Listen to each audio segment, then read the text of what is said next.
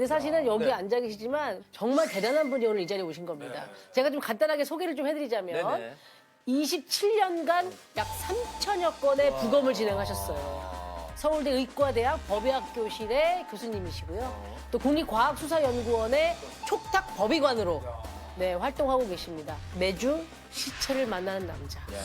그러니까 이름하여 죽어서 만날 수 있는 남자. 우린 살아서 만나서 다행이네요. 다행히 저희는 오늘 살아서 만났으니. 살아서 만났습니다. 그럼 혹시 오늘도 여기 오시기 전에 부검을 하고 오신 거예요? 저는 이제 월요일, 금요일 날 부검하고요. 어제는 4건 부검을 이제 하게 네 건이요? 했고요. 네.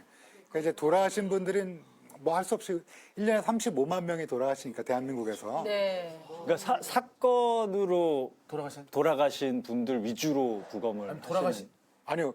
그게 이제 의뢰가 많은 분들이 이제 살인 사건만 부검한다고 생각하시는데 사실 우리나라에 살인 사건은 많지는 않아요.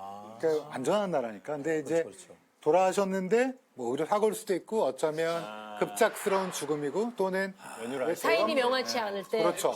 뭔가 또 금전적으로 그 뭔가 나중에 분쟁이 생길 수 있는 거 이런 것들에 대해서 하게 되죠.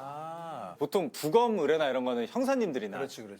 검사님들한테 이렇게 하는데 현실에서는 의외로 그 보험회사에서 많이 들어온다면서요? 아, 그게 이제 최초에 누가 의문을 제기하느냐. 예를 들면 보험회사가 제기할 수도 있고요. 왜냐하면 보험금이 너무 많은데 이분이 돌아가셨다.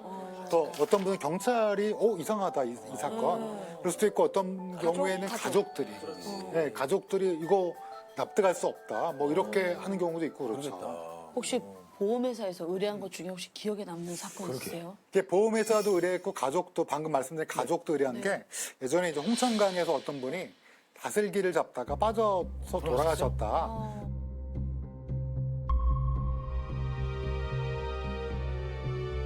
근데 이분이 이제 사실은 재혼 부부인데 아내분이 돌아가신 거예요. 근데 원래 부검을 안 하려고 그랬어요. 가족분인 남편분이 우리 아내가 물에 빠져서 나랑 캠핑하다가 다슬기 잡으러 갔다가 사망했는데 이상하다. 이거를 부검을 하기 싫다는데 보험금이 컸고요 좀. 그다음에 이제 따님이 있었는데 이 따님이 이제 이상하다. 우리 어머니가 그렇게 물속에 이거 100% 죽을 일 없다. 그래서 국가수에 있는 분이 부검했는데 이제 목을 누르고 뭐 이런 못 나오게 한 거구나. 못 나오게 물속에서. 그게 나와. 그게 나오나요? 나오죠. 목을 누른 게 나와요? 네. 목도 누르고 어깨도 누르고. 그게 나오는 근데 이제 이게 겉에서는 잘 안 보이는데 이제 내부에서 보이게 된 거죠.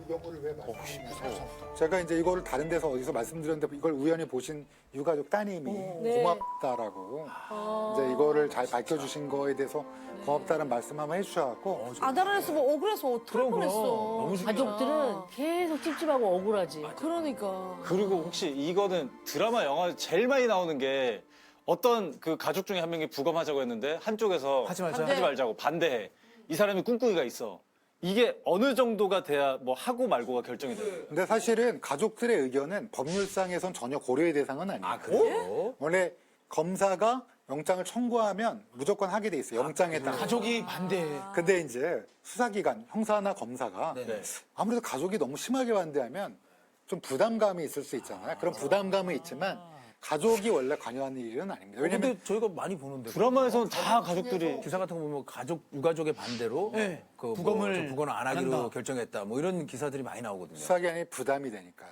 형사사법 체계에서는 가족들의 의견을 원래 반영하지 않는 게 맞는데 현실적으로는 여러 가지로 좀 반영하게 돼 있죠. 원래는 안 하는데 근데 그 부검도 성수기 비성수기가 있나요? 돌아가시는 게 사실은 매일 돌아가시는 거고 소위 말하는 많이 돌아가시는 시기가 있거나 그러진 않는데 간혹 따지자면 저는 또 이제 그 서울대학교 의과대학이 주변 경찰서 일을 하게 되거든요. 주변 9개 경찰서 예를 들면 뭐 종로, 해와, 동대문, 맞아. 용산까지 하고 있거든요. 그러다 보니까 서울 한강을 좀 끼고 있어요. 근데 이제 한강에는 봄에 되면 왜냐면 겨울철에 많이 돌아가셨는데 얼어 있다가 녹았을 때? 4월 달쯤 되면 시신이 떠올라요. 따뜻하니까. 진짜 그런 게 있구나. 그래서 그때 좀 이제 익사하시는 분들도 많게 되고. 그래서 뭐 많이 돌아가신 시기라기보다는 그 계절에 따라 다양하게. 아니 그럼 교수님 말고도 법의학자 교수님들이 우리나라에 몇 분 정도 계세요? 저랑 이제 대학이랑 국립과학사연구원에 계시는데요. 제가 세어보니까 이제 은퇴하신 분들 빼고 실제로 부검을 하는 분들만 포함하면 한 52분 정도 계시더라고요. 많지 않네. 많지 않네요? 연간 부검하는 횟수는 얼마나 돼요? 연간 9,000명에서 한 10,000명 가까이. 근데 52분 이걸 다 해요? 네. 진짜로요? 그러면 인당 한 200명 가까이 그렇죠. 한 해야 180명 되거든요. 가까이 해야 되죠. 네. 80명 가까이 하는 거죠. 일을 너무 많이 하시겠다. 그래서 저희가 은퇴하셔도 이제 하셔야 된다 뭐 이렇게 하기도 일손이 하고. 부족해서? 그럼요. 근데 너무 힘들지 않으세요? 이게 너무. 그러니까 저희가 이제 그래서 유럽 법의학회에 제가 와서 법의학자님이 자기 1년에 100건 이상 한다고 너무 경무에 시달리나 그래서 아니 장난하시냐고 이렇게 할 수는 100건 없고 가지고. 아이 뭐 이렇게 저희는 150건 넘게 한다고 안신견이세요? 이러겠다. 100건이면. 원래 한국 사람들이 바쁜 거에 강하고 맞아요. 일 열심히 하니까 맞아요. 그냥 하는 거죠 뭐.